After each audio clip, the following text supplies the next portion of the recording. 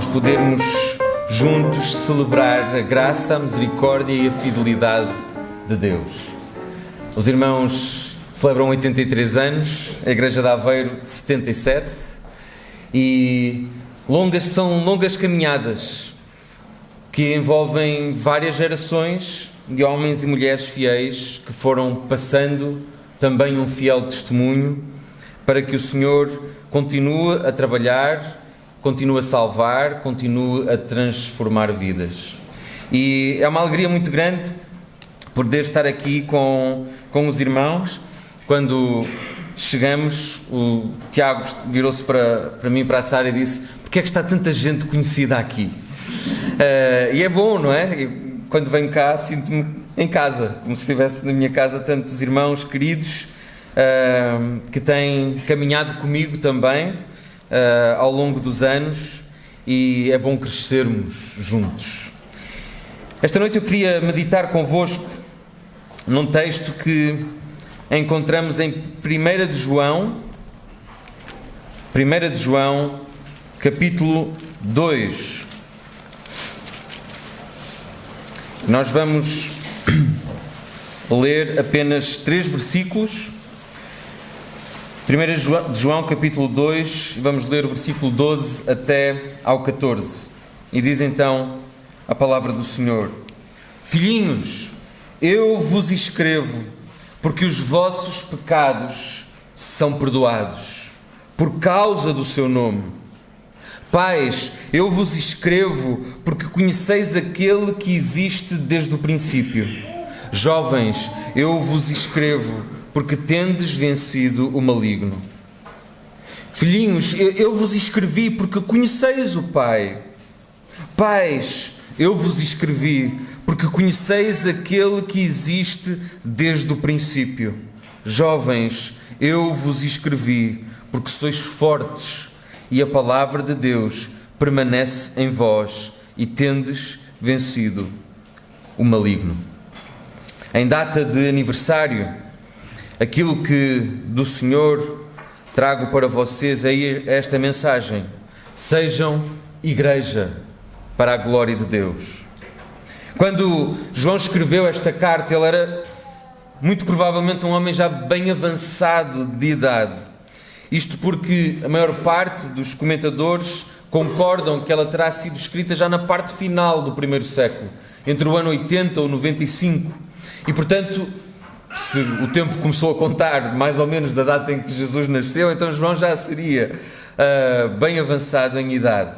E isso talvez ajude a explicar não só, mas também o tom afetuoso que João utiliza em toda esta carta. É frequente a expressão filhinhos, filhinhos, filhinhos, ao dirigir-se à igreja. Além da perseguição, quer por parte dos judeus, que ainda odiavam os cristãos, quer por parte do próprio Império Romano, que agora movia aberta perseguição também contra os cristãos. Os ensinos heréticos que contaminavam já a igreja colocavam em perigo não só o crescimento, mas também o desenvolvimento da igreja. E João escreve esta carta para fortalecer os irmãos na graça de Jesus Cristo e para exortá-los a viver de acordo com a vocação a que tinham sido chamados. E ao longo da carta, João deixa claras as razões e as verdades que ele queria relembrar e inculcar nos corações dos irmãos. Logo no início da carta, no versículo 4, ele diz: estas coisas, pois, vos escrevemos para que a nossa alegria seja completa. Escrevo para que a nossa alegria seja completa. A nossa, a dele e a dos irmãos, da igreja, seja completa. Quando falamos de alegria, nós falamos daquela que deve ser a experiência da igreja. A experiência cristã é uma experiência de contentamento e de satisfação. Foi o próprio Senhor Jesus que disse, e lemos isso também no Evangelho de João, no capítulo 10, eu vim para que tenham vida e uma vida em abundância. A qualidade de vida que Jesus veio trazer é uma vida que satisfaz, é uma vida que refrigera, é uma vida que traz alegria, que renova forças. Um dos frutos desta vida abundante que nós temos por meio de Jesus, dirigida pelo Espírito Santo, é, como lemos aos Gálatas, a alegria. E esta alegria, ela não é determinada pelas circunstâncias em que nós nos encontramos, mas ela tem o seu fundamento e fonte em, como diz João, aqui na parte final da sua carta, no capítulo 5, versículo 13, em sabermos que temos a vida eterna, vós outros que credes no nome do Filho de Deus. Essa é a razão da nossa alegria, o sabermos com certeza, com total confiança, que temos a vida eterna porque cremos no nome do Filho de Deus. A obra eterna do Senhor Jesus Cristo, a comunhão que temos com Ele pela fé, o fruto que ela produz em nós, em justificação, reconciliação, santificação e glória, são o motivo constante da nossa alegria. Ao longo da carta, João desenvolve a partir destas duas realidades: quem nós somos em Cristo e que tipo de vida nós temos por meio dele, aplicando estas verdades a diferentes áreas do nosso cotidiano. Ele teve que lidar com alguns aspectos difíceis. Logo no primeiro capítulo, ele lida com a questão do pecado. Não podemos esconder, nem ignorar, nem fingir que já não somos afetados pelo pecado. Ele lida com a questão dos falsos mestres. Ele lida com o amor que precisamos demonstrar uns pelos outros e pelo nosso próximo. Ele toca em pontos sensíveis, difíceis, em áreas de fracasso nas nossas vidas, onde é preciso trabalhar, onde é preciso continuar a ser transformado, mas o tom com que ele faz é sempre de grande esperança, de grande consolação, confiança e alegria. Ele dirige-se aos irmãos como amados ou filhinhos, e ele aponta tanto para as verdades espirituais nas quais eles estão firmes, como para os comportamentos e transformações que isso requer na vida deles. Por exemplo, no capítulo 2, versículo 1, não pequeis. Versículo 12 que lemos, os vossos pecados estão perdoados. Versículo 14, conheceis o Pai. Versículo 18, já é a última hora. Versículo 28, permanecei nele. Capítulo 3, versículo 7, não vos deixeis enganar. Versículo 18, não amemos de palavra. No capítulo 4, versículo 4, vós sois de Deus. E também tendes vencido os falsos profetas. Capítulo 5, verso 21, guardai-vos dos ídolos. Quando João se dirige à igreja que ele amava e a quem ele servia, ele falava tanto verdades espirituais nas quais eles precisavam de firmar-se, mas também os desafiava a adotar o fruto que advém dessas realidades espirituais. E notemos que os comportamentos a que eles são exortados não podem ser separados nem dissociados das verdades espirituais a que eles chegaram em Cristo e por Cristo. Eu devo abandonar o pecado. Porquê? Porque eu já fui perdoado. Porque eu conheço o Pai. Eu não concebo nem admito uma vida longe da sua comunhão e por isso permaneço nele. Tendo conhecido a verdade e vencido a mentira dos falsos mestres, agora não vou deixar-me enganar. Eu não me curvo a nenhum ídolo, porque eu sou de Deus. Eu amo porque eu fui amado primeiro. Uma fé confessada que não produz boas obras é morta. Assim escreve Tiago.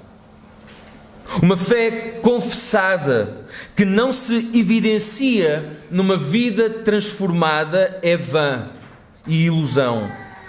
Nenhum filho de Deus, arrancado das trevas para a luz, trazido da morte para a vida, perdoado, reconciliado, revestido e cheio da virtude do Espírito Santo, acolhido na família de Deus, pode permanecer teimosamente imutável ao refletir e compreender o significado destas verdades espirituais. Tal pessoa engana-se a si mesma, ignorando, como diz a Escritura, que de Deus não se zomba, porque Ele é um fogo consumidor. Que o Deus que começou a obra na vida de alguém vai terminá-la em glória.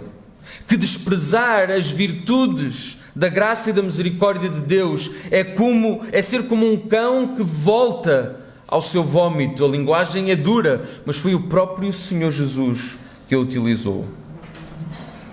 Se tu és tal homem ou mulher, teme a Deus, arrepende-te, crê no Senhor Jesus Cristo e também tu serás salvo. A todos, João exorta: sejam igreja para a glória de Deus.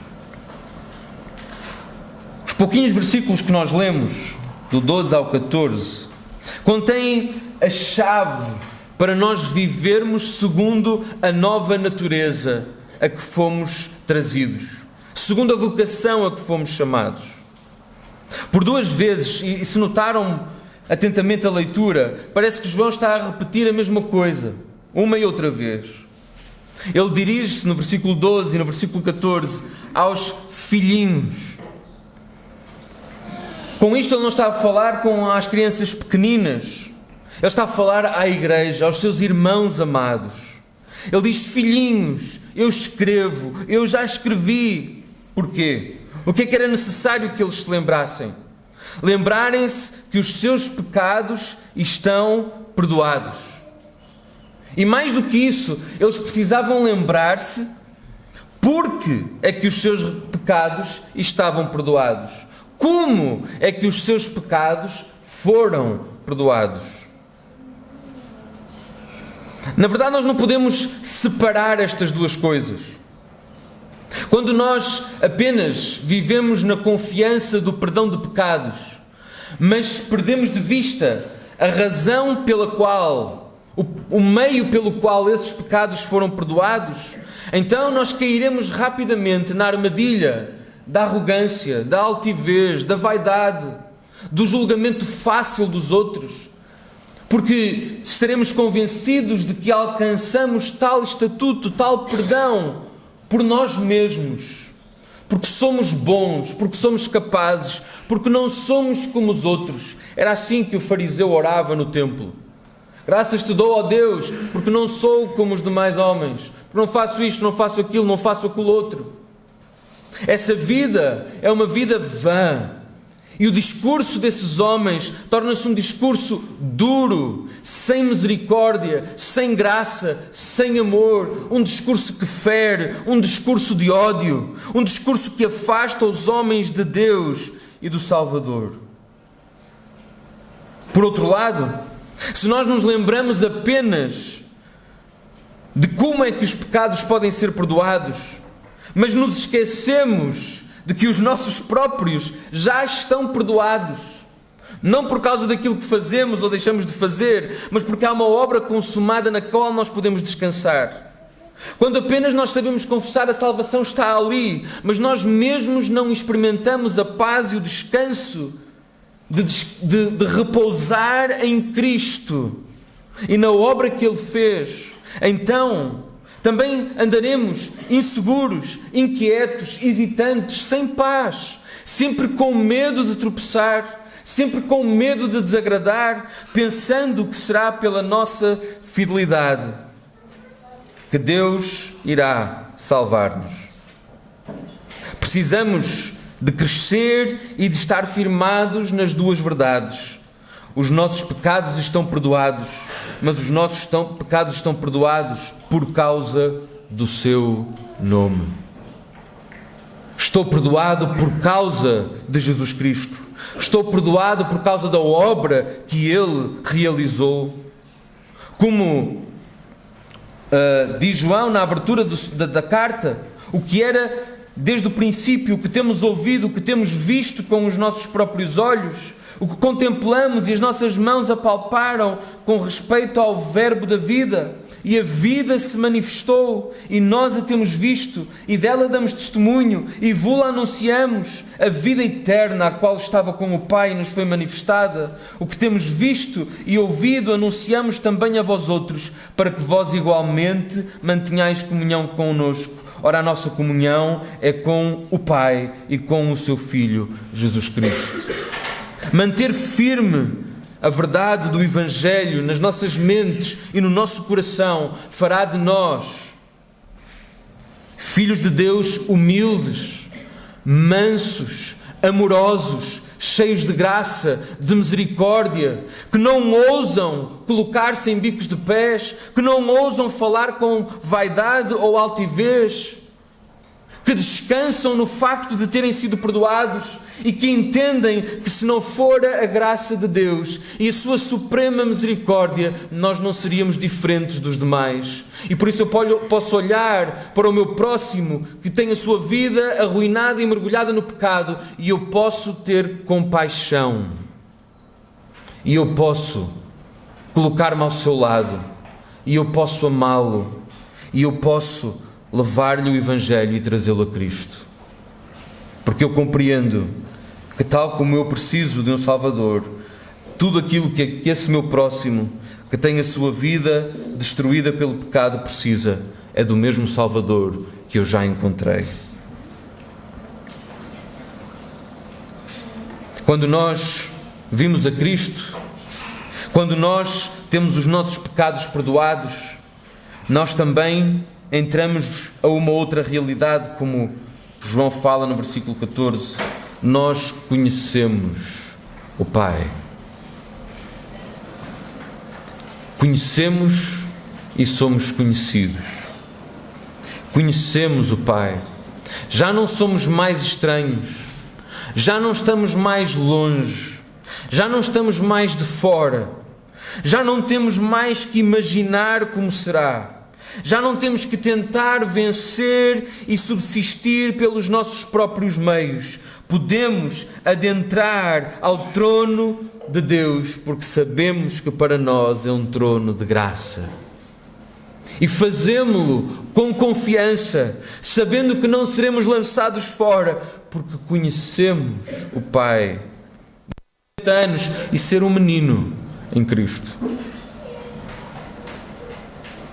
E outro pode ser um jovem que se converteu há meia dúzia de anos, e pode ser um homem maduro, experimentado e treinado. Aquilo do que o texto fala é da experiência com o Senhor. Queira Deus que entre nós haja muitos homens e mulheres maduros em Cristo, que têm crescido na experiência com Deus, que têm deixado que o Senhor molde e trabalhe as suas vidas, que têm sido experimentados no sofrimento, nas tribulações, mas as têm suportado com paciência e com perseverança, que têm dado ouvidos à instrução e à correção do Senhor, que têm lamentado os seus pecados e que se têm erguido de novo, confiando na restauração que há em Cristo. Aqueles que têm devorado a palavra e se têm aprofundado na palavra, para que a palavra seja o bater do seu próprio coração, para que ela instrua as suas decisões, para que ela instrua os seus pensamentos, para que ela instrua o serviço das suas mãos. A igreja precisa daqueles que crescem e que dão estes sinais de maturidade. De uma maneira particular, a igreja precisa daqueles que o Senhor tem levantado para ser os pastores entre o seu povo. Uma das qualificações para que se possa ocupar esse tão precioso ministério é que sejam homens maduros, que conheçam o Senhor. Não precisamos de gestores, não precisamos de bons líderes capazes de pôr as coisas a mexer. precisamos de homens que conheçam a Deus.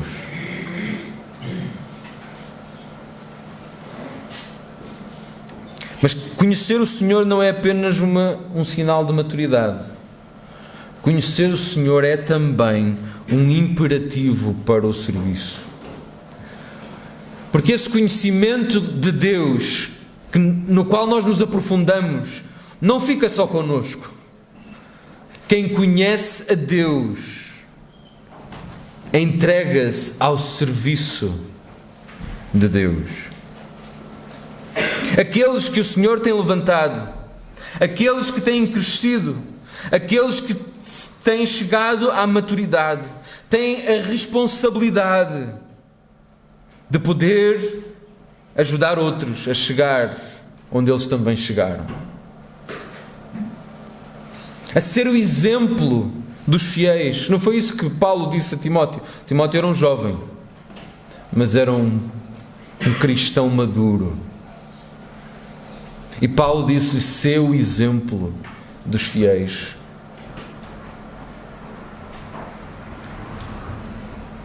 A nossa experiência cristã não é uma corrida onde vence quem chega primeiro. A nossa experiência cristã é uma jornada onde todos precisam chegar ao fim. Todos.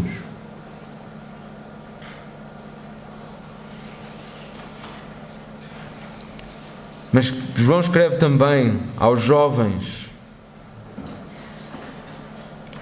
Aos jovens.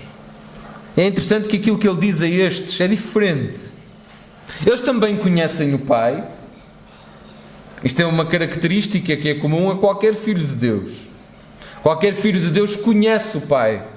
Mas ele não lhes diz: olha, vocês conhecem o que foi desde o princípio. Aos jovens, àqueles que ainda são imaturos, àqueles que ainda estão numa luta intensa por transformação. Não que os pais não tenham essas lutas, não me entendam mal. Mas àqueles que estão a começar a caminhada, aquilo que João diz é: vocês venceram o maligno. Vocês venceram o maligno. É fácil nós começarmos a nossa caminhada com Cristo e, por causa dos problemas, por causa dos tropeços, porque não crescemos na velocidade que gostávamos de crescer, porque falhamos quando pensávamos que já não iríamos falhar mais, porque cedemos às tentações, porque as tribulações nos abafam e nos afligem, porque a fé desfalece, porque as dúvidas vêm, porque essas lutas são intensas. É fácil desencorajar-se, é fácil ficar caído, é fácil ficar para trás. Mas João escreve a estes irmãos e diz: o teu contexto é muito difícil, mas não olhes para o contexto. Não olhes para isso. Tu já venceste o maligno. Essa luta que é difícil, essa luta que te faz tropeçar, essa luta que te faz desanimar às vezes, não tenhas medo do leão que ruge. Tu já venceste o maligno. Somos em Cristo, como Paulo escreve aos Romanos, mais do que vencedores.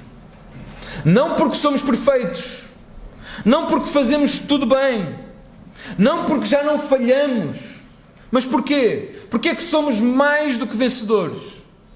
Por causa daquele que nos amou. Essa é a razão da nossa vitória. Nós somos vencedores com Ele, por causa dEle, para Ele. Então, meu irmão, minha irmã, se tu estás com lutas, se tu estás desanimado, se tu tens dúvidas, não te desencorajes.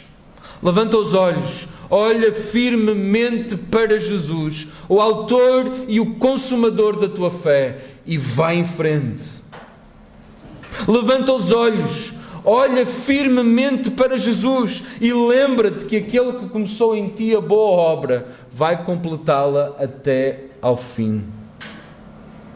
Não desanimes, levanta os olhos e lembra-te que és mais do que vencedor.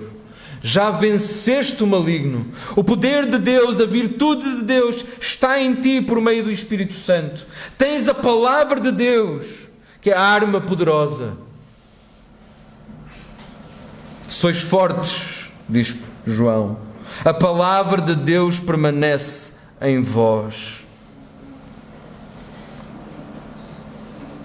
Se fores perseverante, se aguentares o calor da batalha, se confiares na obra que Deus está a realizar em ti, que sim, às vezes é difícil. A Escritura não esconde isso em lado nenhum. Diz que a nossa fé é provada e o processo pela qual ela é provada, ela é testada, ela é aperfeiçoada, é um processo difícil, comparável ao apuramento do ouro numa fornalha de fogo. Não é suposto ser fácil.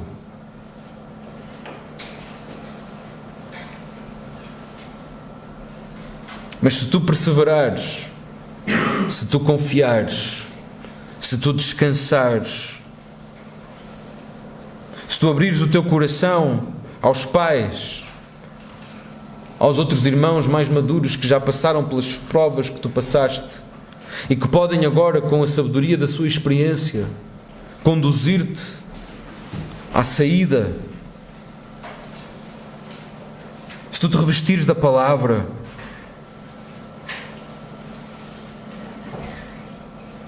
tu vencerás e tu chegarás à maturidade. Esse é o processo. Esse é o processo. Nós somos arrancados da morte para a vida, das trevas para a luz.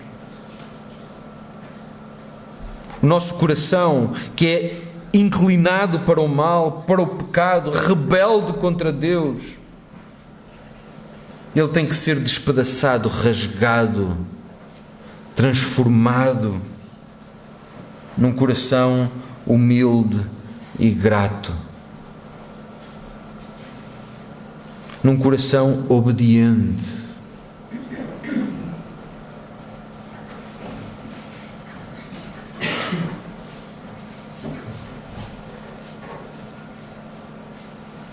Sejam igreja. Sejam igreja.